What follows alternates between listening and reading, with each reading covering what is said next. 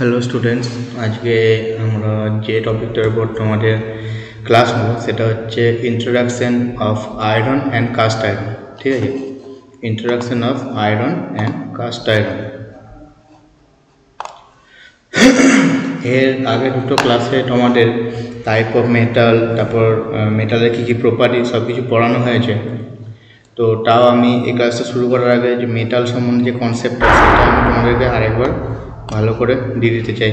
তো মেটাল বলতে আমরা কি বুঝি না, মেটাল কি জিনিস? এ solid material which is typically hard, shiny, malleable, fusible, ductile with good electric and thermal conductivity. মানে মেটালটা কি জিনিস না, একটা সলিড ম্যাটেরিয়াল যেটা কী রকমের হতে পারে, হার্ড হয়, শাইনি হতে পারে, মেলিয়েবল, ফিউসেবল, ডাকটাইল, এসব প্রপার্টিগুলো। তারপর একটা গুড কন্ডাক্টর হবে, কার ইলেকট্রিক আর থার্মাল কন্ডাক্টিভিটির গুড কন্ডাক্টর হবে। ঠিক আছে, তো এই মেটালের কী কী এক্সাম্পল আমরা দিতে পারি না, আয়রন, গোল্ড, সিলভার, অ্যালুমিনিয়াম এবং অ্যালয়, বিভিন্ন অ্যালয়, যার মধ্যে আমরা প্রথম নাম যার পাই সেটা হচ্ছে স্টিলের। ঠিক আছে, তো আজকে আমরা কি করব, আজকে এই মেটালগুলোর মধ্যে আয়রনকে নিয়ে আমরা একটু পড়ব। ঠিক আছে, আজকে আমাদের টপিকটা কি? আজকে আমাদের টপিক হচ্ছে আয়রন। ওকে, তো নিচে তোমরা এই ছবিটাতে দেখতে পাচ্ছ, এখানে কিছু মেটালের ছবি দিয়ে তার নামগুলো, তাদের যে নাম, যে সংকেতগুলো আছে সেগুলো দেওয়া আছে। তার মধ্যে তোমার এখানে আয়রনেরও দেওয়া আছে সিম্বল। এটা হচ্ছে আয়রন ম্যাটেরিয়াল, ঠিক আছে, যেটাকে আমরা এফি দিয়ে ডিনোট করে যে সিম্বল। এটা হচ্ছে অ্যালুমিনিয়াম, ঠিক আছে। এটা হচ্ছে গোল্ড, AU, গোল্ডকে আমরা AU দিয়ে ডিনোট করি। ঠিক আছে, তো এরপর আয়রন আমরা কাকে বলবো? ঠিক আছে, আয়রন বলতে আমরা কি বুঝি না, আয়রন বলতে আমরা কি বুঝি না, a strong, hard, magnetic, silvery grey metal, the chemical element of atomic number 26, much used as a material for construction and manufacturing। ঠিক আছে, আয়রনটা কি একটা hard, magnetic, silvery grey metal.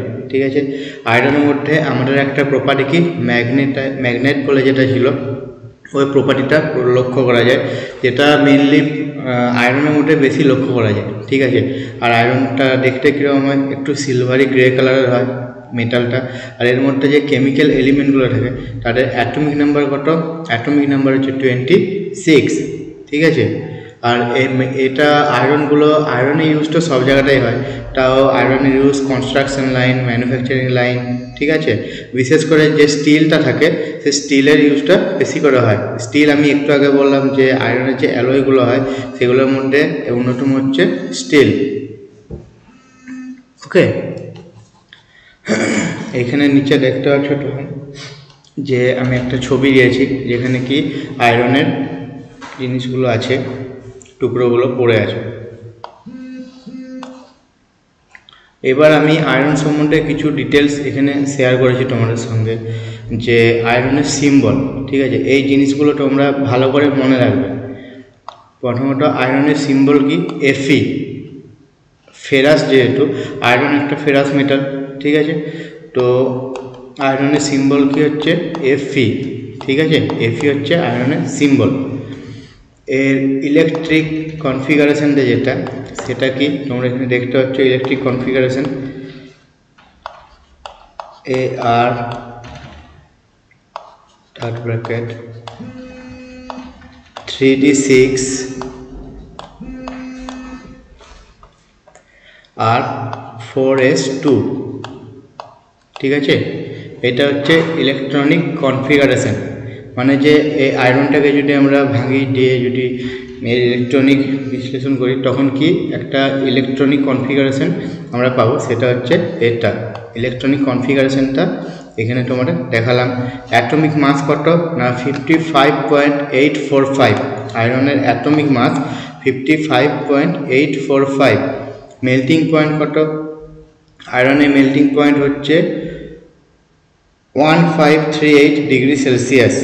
আয়রনের মেল্টিং পয়েন্ট হচ্ছে 1538 ডিগ্রি সেলসিয়াস। ঠিক আছে।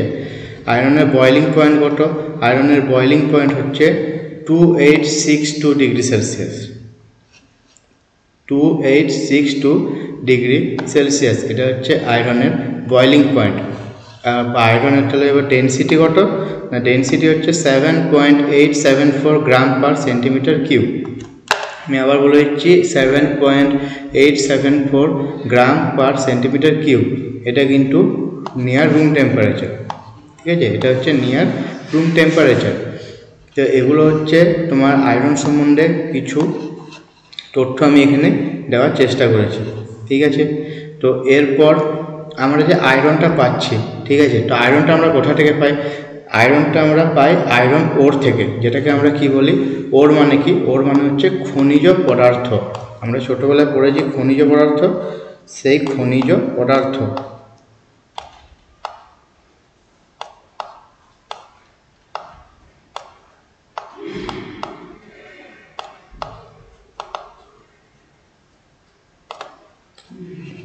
ওর মানে হচ্ছে খনিজ পদার্থ, আর আয়রন ওর মানে হলো মানে আয়রনের যেসব খনিজ পদার্থগুলো থেকে আয়রন পাওয়া যায়, ঠিক আছে। দেখো আমি এখানে লিখেছি আয়রন ওরটা, any material body from which metal can be economically recovered is called as iron ore, ঠিক আছে। যে সমস্ত মেটাল বডি থেকে মেটেরিয়াল বডি থেকে যে সমস্ত মেটেরিয়াল বডি থেকে ইকোনমিক্যালি আমরা মানে মেটালটাকে রিকভার করতে পারি, আয়রন রিকভার করতে পারি, সেগুলোকে আমরা কি বলবো, সেগুলোকে আমরা বলবো আয়রন ওর, ঠিক আছে। যে কোনো খনিজ পদার্থ মানে যে খনিজ পদার্থগুলোর থেকে আমরা আয়রনটাকে ইকোনমিক্যালি মানে বিভিন্ন ইন্ডাস্ট্রিতে আমরা আয়রন তৈরি করি, ব্লাস্ট ফার্নেস বা কিউবুলা ফার্নেস, এগুলো প্রসেস করে আমরা আয়রনটাকে বের করি। তো ওগুলো হচ্ছে আমাদের আয়রন ওর।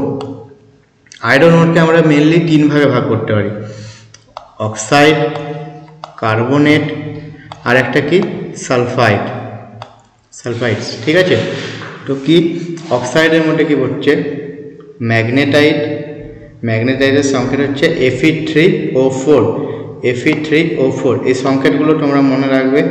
ম্যাগনেটাইটের সংকেতটা কি Fe3O4। তারপর কি আসছে, তারপর আসছে হেমাটাইট, ঠিক আছে। হেমাটাইট কি, হেমাটাইট হচ্ছে Fe2O3। আর সবার লাস্টে আসছে লিমোনাইট, লিমোনাইটটা কি Fe2O3H2O। একে কি হলো ম্যাগনেটাইট, 2 হেমাটাইট, আর 3 লিমোনাইট, ঠিক আছে। 3 হচ্ছে লিমোনাইট।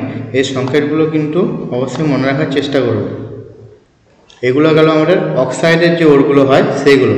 এবার কি কার্বনেট, কার্বনেটের একটাই ওর পাওয়া যায়, সেটা হচ্ছে সিডারাইট, ঠিক আছে। কার্বনেটের একটা ওর কি সিডারাইট, FeCO3, ঠিক আছে, FeCO3 সিডারাইট। এরপর কি সালফাইডের ওরটা কি পাইরাইট, পাইরাইটের সংকেত কি Fe2, পাইরাইটের সংকেত হচ্ছে Fe2। এই হচ্ছে আমাদের 3 রকমের ওর, অক্সাইড ওর, কার্বনেট ওর, আর সালফাইড ওর, ঠিক আছে। তো এরপর আমরা আয়রনের ক্লাসিফিকেশনে যাব, যে কী কী রকমের আয়রন পাওয়া যায়। আয়রনের মধ্যে আমরা টোটাল 4 রকমের ভাগ দেখতে পাই। প্রথমত হচ্ছে পিগ আয়রন, কাস্ট আয়রন, রট আয়রন, আর স্টিল বা অ্যালয় স্টিল, ঠিক আছে, স্টিল এবং অ্যালয় স্টিল। তো এই যে 4টা ভাগ তোমরা দেখতে পাচ্ছ, তো এই 4টা ভাগের মধ্যে আমাদের আজকে পড়ার টপিক হচ্ছে, এর মধ্যে আছে কাস্ট আয়রনটা আমাদের পড়তে হবে আজকে। তো এই কাস্ট আয়রনটা আমরা আজকে পড়ব।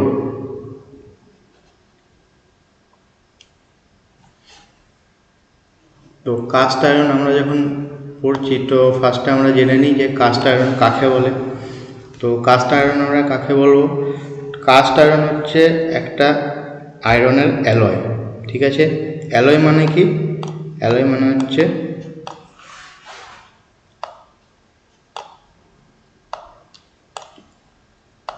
মিশ্রণ,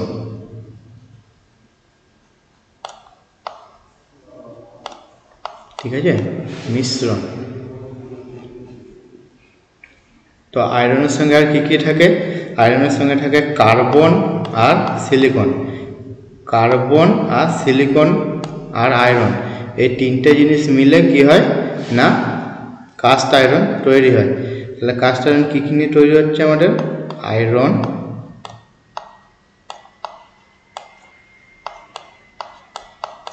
প্লাস কার্বন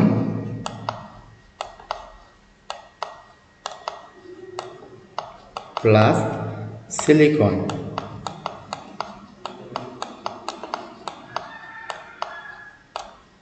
ঠিক আছে, এই তিনটে মিলে আমাদের কি তৈরি হচ্ছে?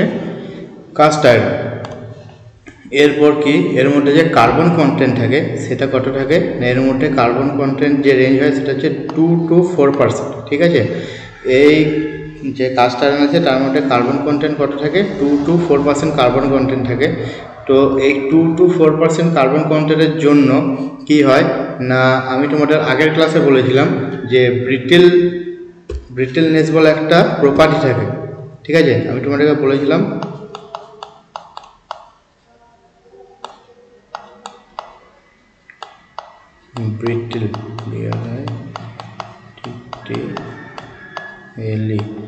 ব্রিটেলনেস। এই কাস্ট আয়রনটা কি? কাস্ট আয়রন হচ্ছে একটা ব্রিটেল মেটেরিয়াল। ঠিক আছে, কাস্ট আয়রনটা হচ্ছে কি একটা ব্রিটেল মেটেরিয়াল। তো এই 2 to 4% হওয়ার জন্য এর মধ্যে যে দৃঢ়তাটা, সেই দৃঢ়তাটা একটু কম থাকে। তাই সাডেন যদি কোনো ভারী মানে হ্যামার বা আরও ভারী কোনো টুলস দিয়ে যদি একে হিট করা হয় তাহলে কিন্তু এটা ভেঙে যায়। ঠিক আছে, সাডেন ইম্প্যাক্ট লোডের জন্য কিন্তু এটা ভেঙে যায়। তাই এই ব্রিটেলনেসটা এর মধ্যে থাকে, এই প্রপার্টিটা ব্রিটেলনেস থাকে কাস্ট আয়রনের মধ্যে। এটা আমি তোমাদের আগের ক্লাসে পড়িয়েছিলাম। তার কি থাকছে? To obtain. তো এটা আমরা যে তৈরি করব কাস্ট আয়রন, সেটা কাস্ট আয়রন তৈরি করতে কি ইউজ করা হয় না কিউপোলা ফার্নেস ইউজ করা হয়। ঠিক আছে, একটু আগে আমি তোমাদের ফার্নেসের কথা বলছিলাম। তো এই কিউপোলা ফার্নেসটা ইউজ করে আমাদের কি করা হয়? কাস্ট আয়রন তৈরি করা হয়। এর ডায়ামিটার কত থাকে? এর ডায়ামিটার 1 থেকে 2 মিটার পর্যন্ত হয়, আর হাইট হয় 5 মিটার। ঠিক আছে, এর ডায়ামিটার কত হয়? 1 থেকে 2 মিটার, আর হাইটটা কত? 5 মিটার। ঠিক আছে, কাস্ট আয়রন কোথায় তৈরি হয়? তাহলে কাস্ট আয়রন তৈরি হয় আমাদের কিউপোলা ফার্নেসে। এর ডায়ামিটার কত হয়? 1 থেকে 2 মিটার, আর এর হাইট 5 মিটার। আর এর মধ্যে কার্বন পার্সেন্টেজ কত থাকে? 2 থেকে 4%। তার ফলে কি হয় না কাস্ট আয়রনে 2 থেকে 4% কার্বন থাকার জন্য এর মধ্যে ব্রিটেলনেস থাকে। কাস্ট আয়রন তাহলে কি? কাস্ট আয়রন হলো একটা ব্রিটেল মেটেরিয়াল। তার ফলে কি কোনো রকম হেভি শক বা ইম্প্যাক্ট লোড যদি পায় তাহলে কিন্তু এটা ব্রেক করে যাবে, ভেঙে যাবে। আর কাস্ট আয়রনটা একটা অ্যালয়, যেটা কী নিয়ে তৈরি? আয়রন, কার্বন আর কি সিলিকন। ওকে, তো এবার কি দেখব? এবার আমরা দেখব কাস্ট আয়রনের যে ভাগগুলো আছে, টাইপ অফ কাস্ট আয়রন। ঠিক আছে, এরপর আমরা কি দেখব না type of cast iron. Type of cast আয়রনের মধ্যে টোটাল 6 রকমের ভাগ আছে। তো ফার্স্ট ওয়ান কি? Grey cast iron. 2 নম্বর হচ্ছে white cast iron, mottled cast iron, malleable cast iron, alloy cast iron আর নোডুলার কাস্ট আয়রন। ঠিক আছে, নোডুলার কাস্ট আয়রন। তো এই 6টা ভাগেই আমি নিচে বিস্তারিতভাবে তোমাদেরকে ইনফরমেশান দিয়েছি। তো তোমাদেরকে আমি এগুলো একটু বলছি, তোমরা শোনো, এগুলো মনে রাখবে। তো ফার্স্ট আমাদের কি আসছে? Grey cast iron. তো এই গ্রে কাস্ট আয়রনে কি হচ্ছে না this is soft and is brown colour, is content 92% iron, 3% graphite and 0.5% carbon, others miscellaneous ingredient. ঠিক আছে, আদার্স যেগুলো আছে সেগুলো অন্যান্য ইনগ্রিডিয়েন্ট আছে। তো তার মধ্যে কাস্ট আয়রনের মধ্যে সবচেয়ে বেশি কী থাকছে? স্বাভাবিক আয়রনটাই সবচেয়ে বেশি থাকবে। 92% আছে কি আমাদের আয়রন, 3% গ্রাফাইট। ঠিক আছে, 3% কি আছে? গ্রাফাইট আছে। আর কি 0.5% আছে আয়রন। ঠিক আছে, 0.5% আমাদের কি আছে? আয়রন আছে। একটা কথা বলে রাখি, এই কাস্ট আয়রনের যে গ্রাফাইটটা থাকে তার জন্য কিন্তু কাস্ট আয়রন সেলফ লুব্রিকেটেড হয়। ঠিক আছে, কাস্ট আয়রনটা কিন্তু সেলফ লুব্রিকেটেড হয়। ঠিক আছে।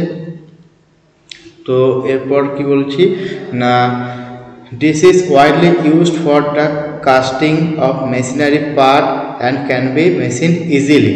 এই যে গ্রে কাস্ট আয়রনটা আছে, এটা কি হয়, এটা মেশিনারি পার্ট তৈরিতে খুব ব্যাপকভাবে ইউজ করা হয়, ঠিক আছে। Widely use for casting of machinery part, এগুলো যেসব মেশিনারি পার্টগুলো কাস্টিং করে তৈরি করা হয় সেখানে কিন্তু এই গ্রে কাস্ট আয়রনটাকে ব্যাপক হারে ব্যবহার করা হয়। আর এগুলো খুব সহজে মেশিনিংও করা যায়, ঠিক আছে। খুব সহজে আমরা এটা মেশিন করতে পারি। এগুলো কী তৈরি করতে পারি আমরা, মেশিন বেস, টেবিল, স্লাইডওয়ে, এগুলো আমরা কাস্ট আয়রন দিয়ে তৈরি করতে পারি। কারণ কি, এটা একটা ডাইমেনশনালি স্টেবল, ঠিক আছে। একটা পিরিয়ডের পর এটা কি হয়, একটা ডাইমেনশনালি স্টেবল থাকে, ওকে। তো এটা কি তারপর কি হচ্ছে, because of its graphite content cast iron provide an excellent bearing and sliding surface. একটু আগে আমি তোমাদের গ্রাফাইটের কথাটা বলছিলাম যে লুব্রিকেশনটা, তো এখানে ওটাই বলা আছে because of its graphite content, এর মধ্যে যে গ্রাফাইটটা থাকে তার ফলে কাস্ট আয়রন কি একটা খুব ভালো বিয়ারিং বা স্লাইডিং সারফেসের মোটাও কাজ করতে পারে, মানে সেটা প্রোভাইড করতে পারে, ঠিক আছে। এটা বিয়ারিং বা স্লাইডিং সারফেস প্রোভাইড করতে পারে। এর মেল্টিং পয়েন্টটা লো, ঠিক আছে, কাস্ট আয়রনের মেল্টিং পয়েন্ট লো হয়। ফ্লুইডিবিলিটি যেটা হয় যে melting point is lower that of steel and as grey cast iron process good fluidity integrate casting can be made. এটা দিয়ে কী করা হয়, ইন্টিগ্রেট কাস্টিং যেটা হয় সেটা তৈরি করা যায়। আর গ্রে কাস্ট আয়রন কিন্তু ওয়েল্ডেবল, ঠিক আছে। গ্রে কাস্ট আয়রনকে কিন্তু আমরা ওয়েল্ডিংও করতে পারি। গ্রে কাস্ট আয়রনকে ওয়েল্ডিং করতে পারবো কখন, একটা তার জন্য কন্ডিশন আছে, সেটা কি না, যে বেস মেটালটা থাকবে সে বেস মেটালটাকে কিন্তু প্রি হিটিং থাকতে হবে, ঠিক আছে। বেস মেটালটাকে প্রি হিটিং থাকতে হবে। প্রি হিটিং যদি না থাকে তাহলে কিন্তু গ্রে কাস্ট আয়রনটাকে আমরা ওয়েল্ডিং করতে পারবো না, ঠিক আছে। তো যদি প্রি হিটিং করা থাকে তবেই কিন্তু আমরা গ্রে কাস্ট আয়রনটাকে ওয়েল্ডিং করতে পারবো, ওকে। এরপর আমরা আসছি হোয়াইট কাস্ট আয়রন। তো হোয়াইট কাস্ট আয়রনটা কি, হোয়াইট কাস্ট আয়রনটা হচ্ছে একটা হার্ড আর ব্রিটেল মেটেরিয়াল। তার মধ্যে কী কী কন্টেন্ট থাকছে, তার মধ্যে কন্টেন্ট থাকছে 9% আয়রন থাকে, 3% কার্বন থাকে, আর 0.5% গ্রাফাইট থাকে, ঠিক আছে।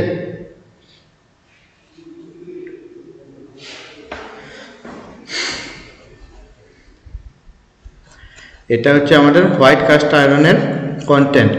তো হোয়াইট কাস্ট আয়রনকে কিন্তু আমরা ওয়েল্ডিং করতে পারি না। গ্রে কাস্ট আয়রনকে যেমন আমরা প্রি হিটিং থাকলে ওয়েল্ডিং করতে পারতাম, সেখানে কি এখানে কিন্তু আমরা কোনো রকম ওয়েল্ডিং করতে পারবো না। এটা কিন্তু এটার একটা ডিসঅ্যাডভান্টেজ, ঠিক আছে। এটা একটা ডিসঅ্যাডভান্টেজ।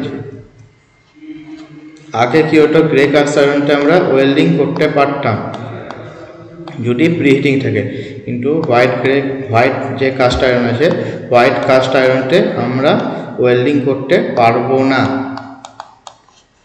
এরপর কি, this is very hard and very difficult to machine.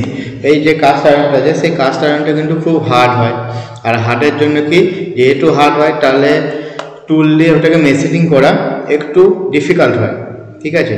আর যেহেতু হার্ড হয় তাই আমরা মেশিনিং যে গ্রে কাস্ট আয়রনটা যতটা সহজে মেশিনিং করতে পারি, এটা কিন্তু অত সহজে মেশিনিং করতে পারি না।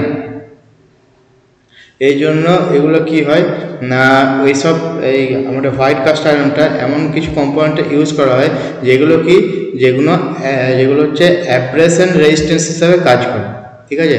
যেগুলো অ্যাব্রেশন রেজিস্ট্যান্স করতে হয় আর কি, সেসব ইয়েতে আমাদের হোয়াইট কাস্ট আয়রনটাকে ইউজ করা হয়, ঠিক আছে।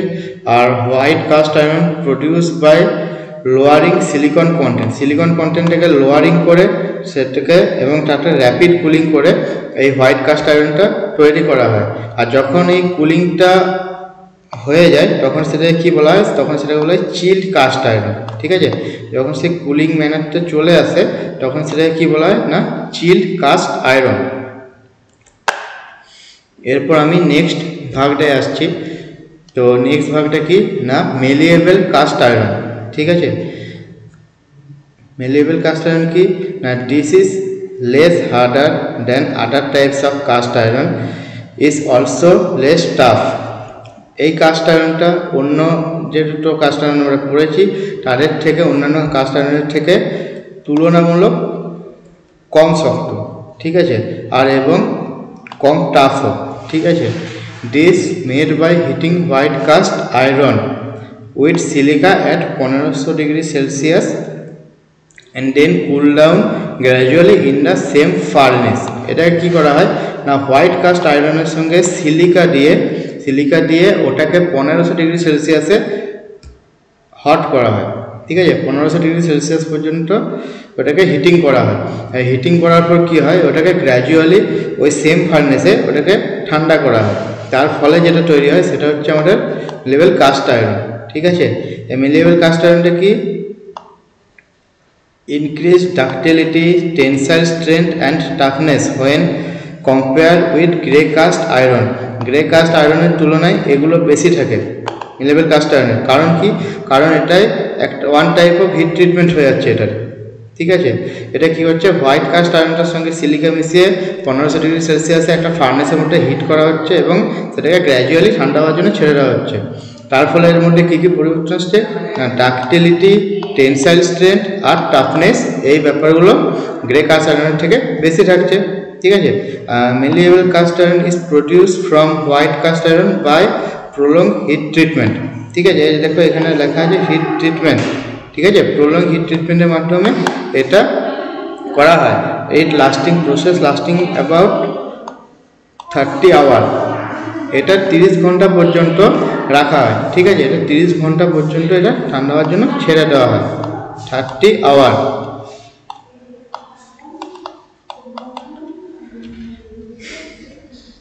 এরপর কি হচ্ছে মোটেলড কাস্ট আয়রন, সেটাই কি হচ্ছে মোটেল কাস্ট আয়রনটাই আমাদের ইট কন্টেন্ট 93.5% আয়রন। এর মধ্যে 93.5% আয়রন থাকছে। আর both graphite and carbon content দুটো মিলিয়ে কটা থাকছে, দুটো মিলিয়ে আমাদের থাকছে 1.75%, ঠিক আছে। কাস্ট আয়রনের মধ্যে 93.5% থাকছে আয়রন, আর বাকিটা থাকছে আমাদের কার্বন আর গ্রাফাইট, ঠিক আছে। Is less prone to rusting, এর মধ্যে কিন্তু মানে রাস্টিং হওয়ার সম্ভাবনা কম থাকে। এরপর কি আসছে alloy cast iron. It is made by mixing cast iron with metal. এগুলো একটা কাস্ট আয়রনের সঙ্গে কিছু মেটাল মিশিয়ে এই অ্যালয় কাস্ট আয়রনটা তৈরি করা হয়। সেই মেটালগুলো কী কী, নিকেল, ক্রোমিয়াম। এর ফলে কি হয়, এর ফলে এর যে টেনসাইল স্ট্রেংথ থাকে, আগের দিন ক্লাসে যেটা প্রপার্টিস অফ মেটাল পড়া হয়েছে সেখানে তোমার স্ট্রেংথের কথা বলা হয়েছিল। তো এখানে যে টেনসাইল স্ট্রেংথটা থাকে সেটা কিন্তু ইনক্রিজ করে, ঠিক আছে। তো অ্যালয় কাস্ট আয়রনে কীটা বেশি থাকে, এখানে tensile strength.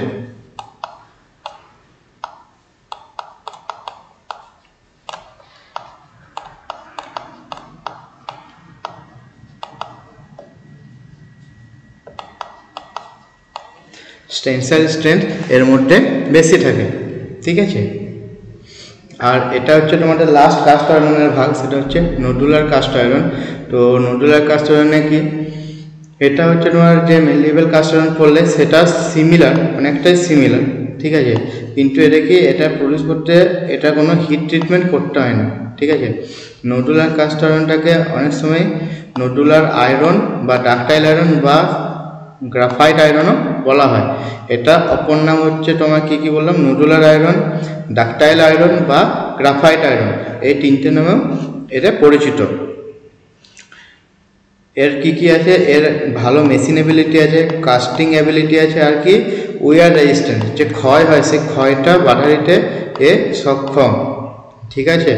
R low melting point and hardness, এর মেল্টিং পয়েন্টটাও লো আর এর হার্ডনেস যথেষ্ট বেশি, ওকে। আর কি না, malleable and nodular casting are used for machine part where there is higher tensile stress and moderate impact loading। যেখানে তোমার ইম্প্যাক্ট লোডিংটা বেশি থাকে বা টেনসাইল স্ট্রেসটা খুব বেশি লাগে, সেখানে কিন্তু এই malleable আর nodular কাস্ট আয়রনের মেশিন পার্ট তৈরি করা হয়, ঠিক আছে। This casting are less expensive and are alternative to steel casting.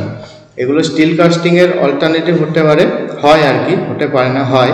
Nodular caste আয়রনটা কি স্টিল কাস্টিংয়ের অল্টারনেটিভ হয়, আর এগুলো কি লেস এক্সপেন্সিভ, তার ফলে কি ইন্ডাস্ট্রিতে এগুলো বেশি ইউজও হয়।